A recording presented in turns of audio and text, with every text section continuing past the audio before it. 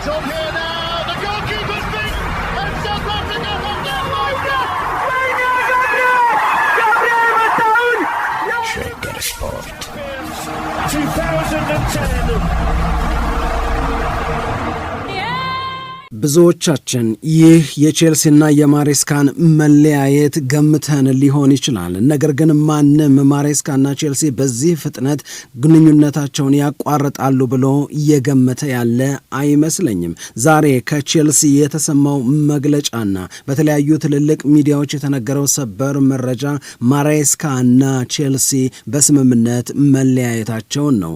ይህንን ላለመገመታችን ትልቁ ምክንያት የሚሆነው ባለፈው የህዳር ወር የእንግሊዝ ፕሪሚየር ሊግ ኮከብ አሰልጣኝ ማሬስካ ነበረ። እንደዚሁም ቼልሲን ማሰልጠን በጀመረበት በመጀመሪያው የውድድር ዓመት የኮንፈረንስ ሊግንና የዓለም የክለቦችን ዋንጫ አሸንፏል። ማሬስካ በቼልሲ ቆይታው የሚወደድባቸው የሚደነቅባቸው በጎ አደረክ የሚባልባቸው በጣም ብዙ ነገሮች አሉ። ደግሞም የሚወቀስባቸውና ለምን ተብለው የሚጠየቁበት በጣም በርካታ ጉዳይም አለ። በእርግጥ ባለፉት 3 ጨዋታዎች ቼልሲ ተጋጣሚዎቹን ማሸነፍ አልቻለም። በበቀደሙ የቼልሲና የበርንመዝ ጨዋታም ውጤቱ አቻ ሲሆን የስታንፎርድ ብሪጅ ወዳጆች የቼልሲ ደጋፊዎች በማሬስካና በቡድኑ ላይ ተቃውሟቸውን አሰምተዋል። አሁን በቼልሲ በኩል የተሰጠው መግለጫ የሚያስረዳው በጣም ትልልቆቹ ሚዲያዎችን በሰበር ዜናዎቻቸው ላይ የነገሩን ቼልሲና ማሬስካ ግንኙነታቸውን አቋርጠዋል፣ በስምምነት ተለያይተዋል። የመለያየቱ ተግባራዊነትም ደግሞ ወዲያው እንዲሆን ያዛል ይላል። ቀጥሎ የሚመጣው ጥያቄ አሰልጣኙ ለምን ተሰናበቱ?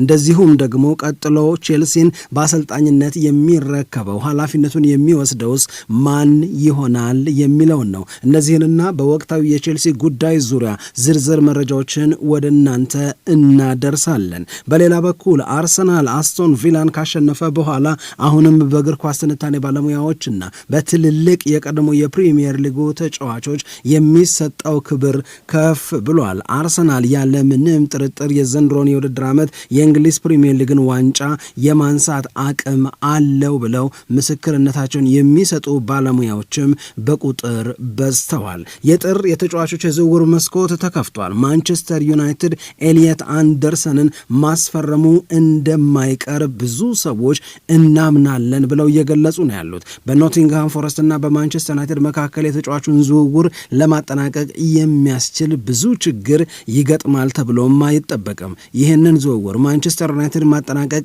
የሚችል ከሆነ ምናልባትም በፕሪሚየር ሊጉ ማንቸስተር ዩናይትድ ከፈጸማቸው ድንቅ ዝውውሮች መካከል አንዱ ሊሆን ይችላል ብለው የሚያምኑም ብዙዎች ናቸው። የፈረንጆቹ 2025 ለብሩኖ ፈርናንዴዝ ምን ማለት ነው የሚለውንም በዚህ ሰዓት መረጃችን ላይ አካተነዋል። ሰላም ጤና ይስጥልን፣ እንደምናላችሁ የተከበራችሁና የተወደዳችሁ የሸገር ስፖርት ዊዝ አበበ ግደይ የዩቲዩብ ቻናል ቤተሰቦቻችን በያላችሁበት እጅግ አስደሳች ጊዜን እያሳለፋችሁ እንደሆነ ተስፋ እናደርጋለን። መልካሙን ሁሉ ለናንተ እንመኛለን። ታዲያ ይህንን ሸገር ስፖርት ዊዝ አበበ ግደይ የሚለውን የእኛን የዩቲዩብ ቻናል ሰብስክራይብ አድርጉ፣ የደውል ምልክቱን ተጫኑ፣ ሊንኩን ለሌሎች አጋሩና በተከታዮች ቁጥር እንድንበዛ የምንሰራቸው ፕሮግራሞችም ብዙ ሰዎች ጋር መድረስ እንዲችል ማገዛችሁን ቀጥሉ። እስካሁን ላበረታችሁን አቅም፣ ጉልበት፣ ድጋፍ ለሰጣችሁን በሙሉ የላቀ ምስጋናችን ይድረሳችሁ እንላለን። ከልብም እናመሰግናለን። የምናስቀድመው የቼልሲንና የማሬስካን መለያየት የገለጸውን ሰበር ዜና በማንሳት ነው። ቼልሲና ማሬስካ ተለያይተዋል። ከዚህ በኋላ ይብቃን፣ ይቅርብን፣ ደግሞ ተለያይተን እንሞክረው ተባብለዋል። አንዳቸው ስለ አንዳቸው በጎ ነገርን እየተናገሩ በቀጣዩ ጉዞ ይቅናህ ተባብለው ተሰነባብተዋል። ማሬስካ ከዚህ በኋላ የቼልሲ አሰልጣኝ አይደለም። ቼልሲ እና እና ኤንዞ ማሬስካ እንግዲህ በስምምነት ግንኙነታቸውን ሲያቋርጡ ይህ የግንኙነት መቋረጥ ወዲያውኑ ተግባራዊ እንዲደረግ ይጠይቃል የቼልሲ መግለጫ። እናም አሰልጣኝ ማሬስካ በቀጣይ የሚሄድባቸው ክለቦች ጋር ስኬት እንዲቀናው ተመኝቷል። ይህንን ብቻ አይደለም፣ በእኛ አሰልጣኝነት ወቅት ለቼልሲ ውጤት ማምጣት ላደረከው ጥረት በሙሉ እጅግ ከፍ ያለ ምስጋናችንን እናቀርባለን። የአውሮፓ የኮንፈረንስ ሊግን እንደዚሁም የፊፋ የክለቦች ውድድርን እንድናሸንፍ ረድተህናልና መቼም ቢሆን አንረሳም። በክለቡ ታሪክም ውስጥ ከፍ ያለ ቦታ ከምንሰጣቸው ሰዎች መካከል ትሆናለህ ብለው ገልጸዋል። ነገር ግን ደግሞ በቼልሲ ቤት የተቀመጡ ኪ የሚባሉ ወይም ቁልፍ የሚባሉ አላማዎች አሉ። እነዚህን የዘንድሮ የውድድር ዓመት አላማዎች ከማሳካት አንጻር ማሬስካ እስካሁን ድረስ ሊያሳያቸው የሚገቡ መሻሻሎች፣ ሊያሳያቸው የሚገቡ እድገቶችን ከማሳየት አንጻር የሚጠበቀውን ነገር አላደረገም ነው። በተለይ ደግሞ በአውሮፓ ቻምፒዮንስ ሊግ ላይ መሳተፍ የሚችሉበትን ውጤት ማምጣት፣ እንደዚሁም ደግሞ በቼልሲ ቤት ውስጥ የሚጠበቁ ለውጦች አሉ። አንዳንዶቹን ውድድሮች እንዲያሸንፉም ጭምር ይጠብቃሉ። ነገር ግን ደግሞ አንዳንዴ ደመቅ የሚል አንዳንዴ ደግሞ ደብዘዝ የሚል በተለይ ከአሰልጣኙ ጋር በተያዘ የሚወሰኑ ውሳኔዎች የቼልሲን ደጋፊዎችም የክለቡን ባለቤቶችና የስራ ኃላፊዎችንም አላስደሰተም ነው የተባለው። እንግዲህ ሁላችንም እንደምናስታውሰው ማሬስካ የእንግሊዝ ፕሪሚየር ሊግ የኖቬምበር ወር ምርጥ አሰልጣኝ ተብሎ የተመረጠ፣ ይህንን መመረጥ ተከትሎ ደግሞ በተከታታይ ባደረጋቸው ጨዋታዎች ላይ ያስመዘገባቸው ውጤቶች እንዴት እንደነበሩ እናስታውሳለን። አሁንም መርሳት የሌለብን ኖቬምበር ላይ በቼልሲና በባርሴሎና መካከል የተደረገን ጨዋታ ቼልሲ 3-0 በሆነ ውጤት ማሸነፉን ተከትሎ በጣም ብዙ ሰዎች ይሄ ቼልሲ ግን የእንግሊዝ ፕሪሚየር ሊግን ዋንጫ ለማንሳት በሚደረገው ፉክክር አለበት ይችላል አል ይህንን ያልነው ባርሴሎናን ካሸነፈ በኋላ ያንን የባርሴሎናን 3-0 ድል ተከትሎ ከአርሰናል ጋር 1-1 መውጣቱን ተከትሎ ነው። አርሰናል ላይ ብልጫ ወስዶ ነበር። በተለይ ደግሞ ከአንድ ሰዓት በላይ ትልቅ ተጫዋች በቀይ ካርድ ከሜዳ ወጥቶበትም ጭምር ቼልሲ ያሳየው እንቅስቃሴ ስለ ቼልሲ፣ ስለ ማሬስካ እናም ስለ ዋንጫ ተፎካካሪነታቸው እንድንመሰክር የሚያስገድድ ነበር። ነገር ግን ከኤቨርተን ጋር ዲሴምበር 13 ጨዋታቸውን ካደረጉ በኋላ ማሬስካ አንድ ነገርን ለሚዲያ ተናገረ። ይሄ ጨዋታ የተደረገው ቀኑን የጠቀስነው በምክንያት ነው። ዲሴምበር 13 ብለን ይህንን ዲሴምበር 13 ጨዋታ ማድረጉን ተከትሎ ከኤቨርተን ጋር ማሬስካ በነበረው ጋዜጣዊ መግለጫ ላይ ያለፉት 48 ሰዓታት ቼልሲን ከተቀላቀልኩበት ጊዜ አንስቶ የከፉት 48 ሰዓታት ማለት እነዚህ በቅርብ ያሳለፍኳቸው 48 ሰዓታት ናቸው። ምክንያቱም በክለቡ ውስጥ ያሉ ብዙ ሰዎች ሊረዱን ፈቃደኛ አይደሉምና ተሰቃየሁ የሚል አይነት አስተያየትን ሰጠ። ይህንን መናገሩን ተከትሎ ስለማን ነው የሚናገረው የሚል የብዙዎቻችን ጥያቄ ተከትሎ መጥቶ እንደነበረው ሁላችሁም ታስታውሳላችሁ። አንዳንዶቻችን ደጋፊዎቹን ማለት ነው ወይ ሲባል እሱ ማብራሪያ ሰጠ። ነው ደጋፊዎቹን ማለት አይደለም፣ በሌላ በኩል ከክለቡ ባለስልጣናት ከክለቡ ባለቤቶች ላገኝ የሚገባኝን ድጋፍ አላገኘሁም፣ በበቂ አልተደገፍኩም ማለቱ ነው ተባለ። እሱ በገሌ እና በገሌ እና በገሌ አዝኛለሁ አላለም። ግን ደግሞ በክለቡ ውስጥ በጣም በብዙ ሰዎች የሚገባኝን ድጋፍ አላገኘሁም ብሎ በደምሳሳው እነገሌ ብቻ ብሎ ነው የገለጸው። ይህንን በሚያደርግበት ሰዓት ላይ እንግዲህ አንዳንዶች ቼልሲ ከተጫዋቾች ዝውውር አንጻር አሰልጣኙን በሚገባ እንደደገፈ እናውቃለን። በክረምትም ወደ 11-12 አካባቢ ተጫዋቾችን ቼልሲ አስፈርሟል። ከዚህ በላይ እንዴት አይነት ድጋፍ ነው የፈለገው የሚል ጥያቄን ሁሉ ሲያነሱ ነበር። ነገር ግን ይሄ ዲሴምበር 13 ባለፉት 48 ሰዓታት ያሳለፍኩት እጅግ የከፋው የቼልሲ አሰልጣኝነት ጊዜ ነው ብሎ የተናገረው ነገር ግን በቼልሲና በማሬስካ መካከል ችግር መኖሩን ምናልባትም ትንሽ ቆይቶ የሚፈነዳ ትልቅ ዜና የሚወጣው ነገር ሊኖር እንደሚችል ገምተናል። ከዛ በኋላ እንግዲህ ዚ አትሌቲክ ላይ አንድ መረጃ ደግሞ ወጣ። ይህ ምንድነው? ማንቸስተር ሲቲ እና ፔፕ ጋርዲዮላ የዘንድሮ የውድድር ዓመት ከተጠናቀቀ በኋላ አብረው አይቀጥሉም፣ ጋርዲዮላ የመጨረሻ የውድድር ዓመቱን እያደረገ ይሆናል አለና ወዲያው ደግሞ ምን ተብሎ ወጣ? በዛው ዚ አትሌቲክ ላይ ማሬስካ ቀጣዩ የማንቸስተር ሲቲ አሰልጣኝ የመሆን እድሉ በጣም ሰፊ ነው። ለምን ማንቸስተር ሲቲ ማሬስካን እንደፈለገ ሁሉ እስከ ማብራራት ደረጃ ተደረሰ። ይሄንን በተመለከተ ታዲያ የማሬስካ መረጃውን ለቼልሲ ባለቤቶች ሰጥቷቸዋል። ያለው ነገር ምንድነው? ያን ጊዜ ስማቸው እንዳይጠቀስ የፈለጉ የቼልሲ የመረጃ ምንጮች ተብለው የተጠቀሱ ሰዎች በጥቅምት ወር 2 ጊዜ የጥቅምት ወር ማብቂያ ላይ 2 ጊዜ ማሬስካ ለቼልሲ ሰዎች ማንቸስተር ሲቲን ለማሰልጠን ከማንቸስተር ሲቲ ሰዎች ጋር በተያያዘ ስሙ መነሳቱን እሱም ደግሞ እዛ አካባቢ ያለውን አጠቃላይ እንቅስቃሴ ካንዲዴንሲውን ማለት እጩ ተደርጎ መወሰዱን የጋርዲዮላ ምትክ ሆኖ ማንቸስተር ሲቲን ማሰልጣኝነት ሊረከብ ስለሚችልበት እድል 2 ጊዜ ለቼልሲ ባለስልጣናትና ባለቤቶች መረጃ ሰጥቷቸዋል። ይህንን የሰጠው መሄድ እፈልጋለሁ ብሎ አይደለም። ነገር ግን በማሬስካና በቼልሲ መካከል ባለው የውል ስምምነት ከሌሎች ክለቦች ጋር ምንም አይነት ንክኪ ካለ ምንም አይነት ንግግር ካለ መፈለግ ካለ ለቼልሲ እንዲያሳውቅ የውል ግዴታ ስላለበት የጥቅምት ወር መጨረሻ ላይ እንዲህ አይነት ነገሮች አሉ ብሎ ተናግሯል። ይህንን መረጃ ሰጥቷቸዋል። ይህንን መረጃ ከሰጠ በኋላ እንግዲህ የቼልሲ ሰዎች ይህ ሰው ከኛ ጋር አይሰነብትም ብለው ማሰብ እንደጀመሩ ነው ለምሳሌ ዛሬ ዚ አትሌቲክ ላይ እየተገለጸ የሚገኘው። ከዛ በኋላ የመጡትን ነገሮች ደግሞ ስንመለከታቸው የምናገኘው ነገር አንድ የማሬስካ እና የቼልሲ እቅድና ፍላጎት የነበረው የዘንድሮ የውድድር ዓመት ካበቃ በኋላ ከዚህ ሰውዬ ጋር ያሳለፍናቸው 2 የውድድር ዓመታት እንዴት ባለ መንገድ የሄዱ ናቸው የሚለውን ቁጭ ብሎ መገምገም ፈልገው ነበረ። ነገር ግን ከዛ ቀደመ በቃ አሁን ቶሎ ብሎ መጣና ማሬስካን ይዞ መቀጠል አላስፈላጊ ሆነ። ለምንድን ነው ሲባል ቁርሾ አለ። ቀደም ሲል የጠቀስናቸው ነገሮች በክለቡ ባለስልጣናት በክለቡ ባለቤቶችና በማሬስካ መካከል ከፍተኛ ክፍተት ፈጥረዋል። ነገር ግን ኢሚዲየት ኮዙ ደግሞ ባለፉት ጥቂት ጨዋታዎች ላይ ቼልሲ እያስመዘገበ ያለው ውጤት በጣም ደካማ ነው። ቅድም እንዳልነው እኮ ነው ከአርሰናል ጋር ተጫውቶ አርሰናልና ቼልሲ 1-1 ሲለያዩ ቼልሲን በዋንጫ ፉክክር ውስጥ አስገብተ ነው ነበር። ከዛ በኋላ ተከታትለው በመጡ በርካታ ጨዋታዎች ላይ ግን ቼልሲ ማሸነፍ የቻለው 2 አካባቢ ጨዋታዎችን ነው። የሚወጣቸው ያቻ ውጤቶች በእነ ሊድስ ዩናይትድ ጭምር የተሸነፋቸው ሽንፈቶች፣ ከዛ በኋላ ደግሞ አሰልጣኙ የሚያሳዩቸው ነገሮች በቃ የሆነ ነገር እየመጣ እንደሆነ የቼልሲ ደጋፊዎች በማሬስካ ላይ ተስፋ መቁረጣቸውን የሚያመላክቱ በጣም ብዙ ነገሮች አሉ ወይ ነበሩ።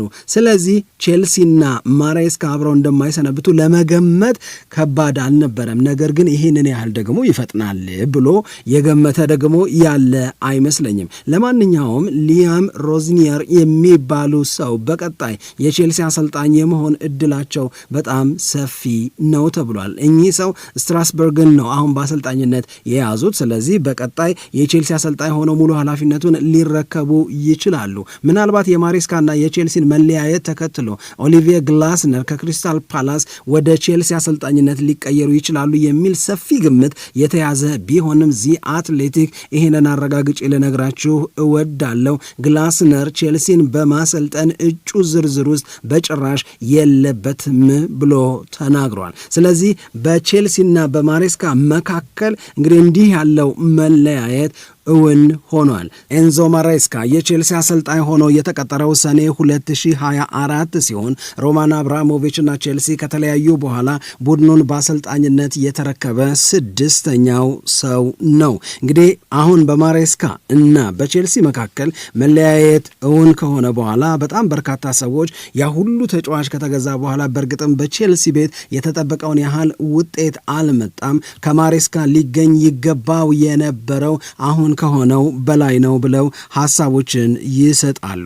በተለይም ደግሞ ሌስተር ሲቲን ይዞ በያዘ በመጀመሪያው የውድድር ዓመት የሻምፒዮንሺፕን ዋንጫ ከሌስተር ሲቲ ጋር ሲያሸንፍ ወደ እንግሊዝ ፕሪሚየር ሊግ ሌስተር ሲቲ እንዲመለስ ሲያግዝ ቼልሲዎች ወደው ነበረ ማሬስካን የቀጠሩት። በስታንፎርድ ብሪጅም አልተሳካለትም እንዳንል የዩኤፋ ኮንፈረንስ ሊግን አሸንፏል። የዓለም የክለቦች ውድድርንም ዋንጫ ወስዷል። አሁን ቼልሲ ከተወሰኑ ጊዜያቶች በፊት በ6 ነጥብ ብቻ ነበር በአርሰናል ይበለጥ የነበረው። አሁን ግን በቼልሲ እና በአርሰናል መካከል ያለው የነጥብ ልዩነት 15 ደርሷል። በሌላ በኩል 14ኛ ደረጃ ላይ ከተቀመጠው ከብራይተን ኤንድ ሆቭ አልቢየን ቼልሲ የሚበልጠው በ5 ነጥብ ብቻ ነው። ይህንን አልወደዱትም። ስለዚህ ከማሬስካ ጋር መለያየቱ ይሻለናል ብለው ቼልሲዎች ወስነዋል። በጣም በርካታ ተጫዋቾች ወደ ቼልሲ ተቀላቅለዋል። እነዚህን ተጫዋቾች ይዞ ቼልሲ እንዲጫወት ነቶድ ቦሆሌ በሚፈልግ በሚፈልጉበት መንገድ የሚሰራ አሰልጣኝ በጣም በቅርቡ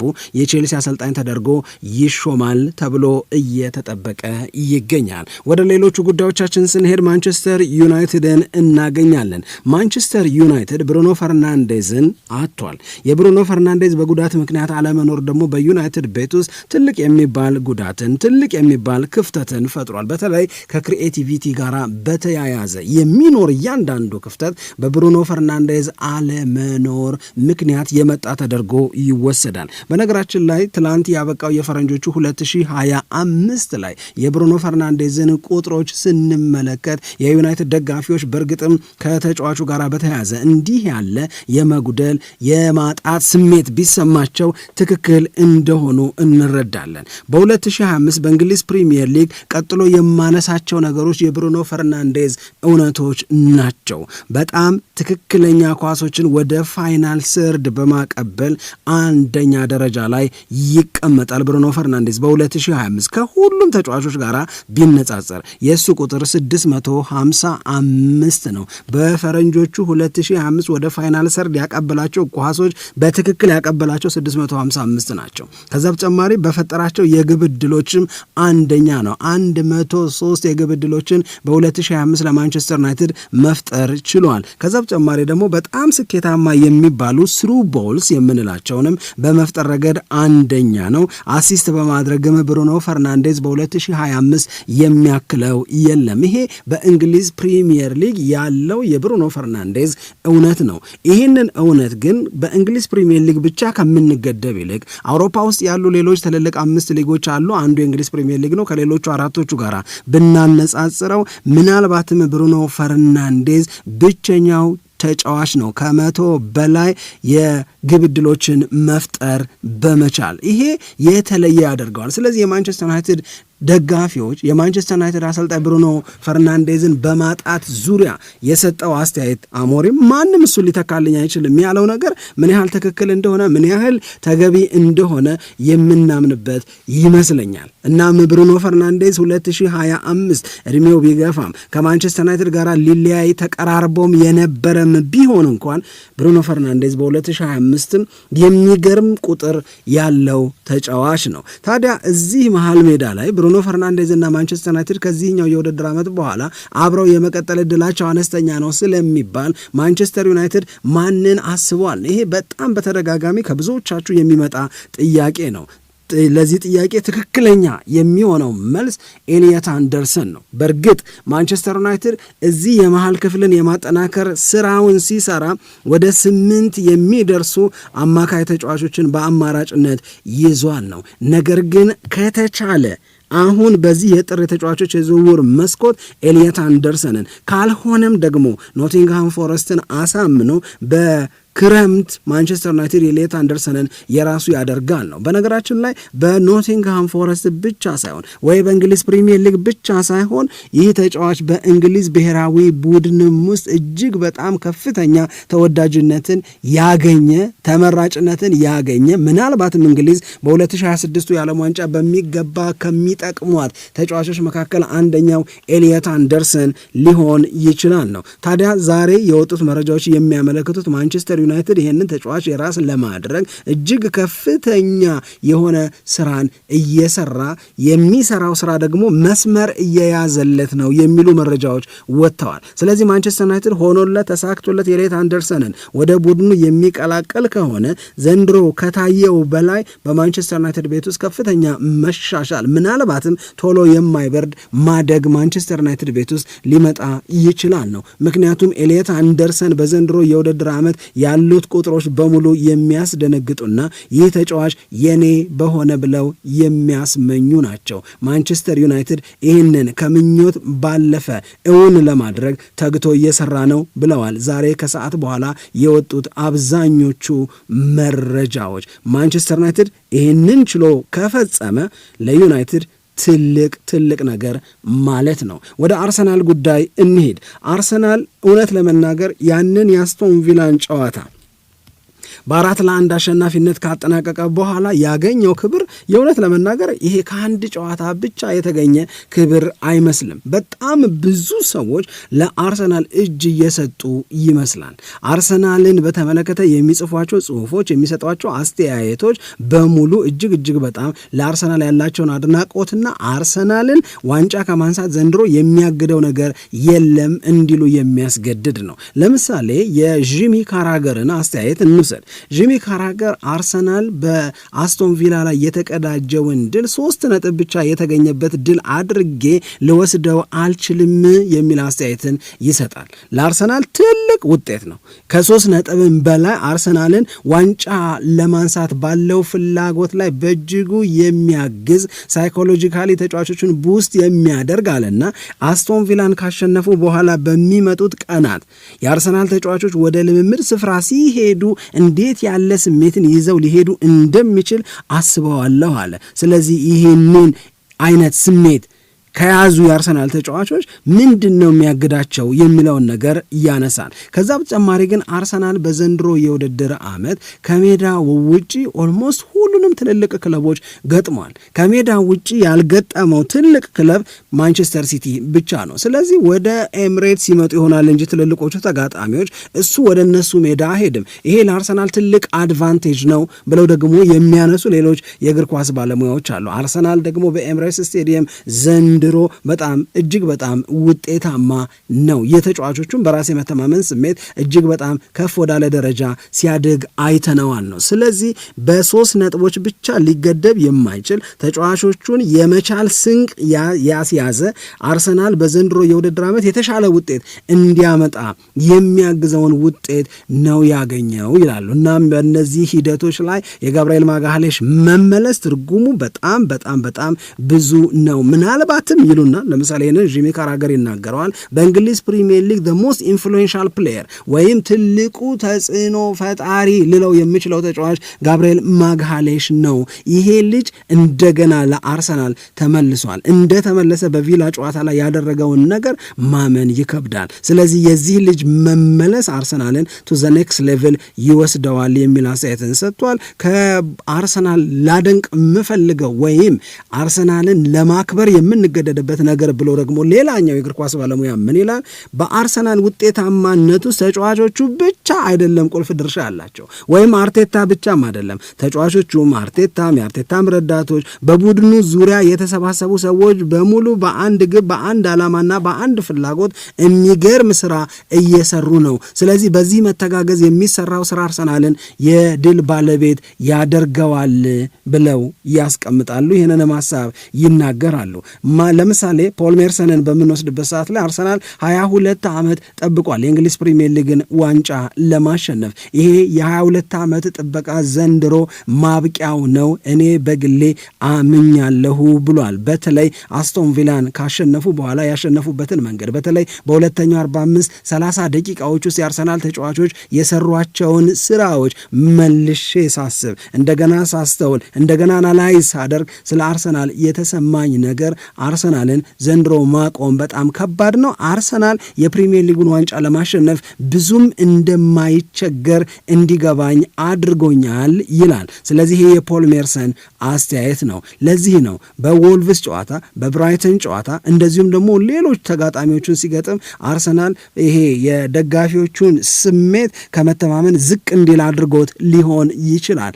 ነገር ግን አስቶን ቪላን ያሸነፈበትን መንገድ ላየ አርሰናል ለማንም አይመለስም፣ ፍላጎቱንም ያሳካል ብዬ አምናለሁ ነው የሚለው። ስለዚህ የፔፕ ጋርዲዮላ ማንቸስተር ሲቲ የአርሰናል ዋነኛ ተፋላሚ ሊሆን እንደሚችል፣ ነገር ግን በዚህ ሁሉ ሂደት ውስጥ አርሰናል የበላይነቱን የመውሰድ እድሉ በጣም ሰፊ እንደሆነ አምናለሁ ነው የሚለው ፖል ሜርሰን። ስለዚህ ቀደም ሲል የነ ዱብሊንን አስተያየት አነሳን፣ ከዛ በተጨማሪ ደግሞ የመርፊን ሀሳብ አነሳን። አሁን ጂሚ ካራገር፣ ፖል ሜርሰን እና ሌሎችም በፕሪሚየር ሊጉ ጨዋታዎች ዙሪያ ሀሳቦቻቸውን የሚሰጡ ታላላቅ ተንታኞች ለአርሰናል ያላቸውን ትልቅ ክብር ወይም ስለ አርሰናል የተፈጠረባቸውን ተጨማሪ የክብር ስሜት በሚያምር መንገድ እየገለጹ ነው። ከአንድ ድል የተገኘ ተጨማሪ ክብር ልንለው እንችላለን።